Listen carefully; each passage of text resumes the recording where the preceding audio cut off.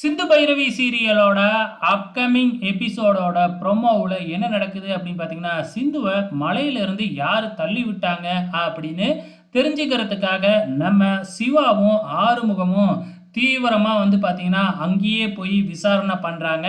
அப்போ சிசிடிவி கேமராவெல்லாம் வச்சு செக் பண்ணும் பொழுது சிந்துவை நான் தான் மலையிலேருந்து தள்ளி விட்டேன் அப்படின்னு சொல்லி ஆஜரானவனை செக் பண்ணுறாங்க. அவன் ஒரு ஹோட்டலில் சப்ளையராக வேலை பார்க்குறாப்லையாட்டுக்கு.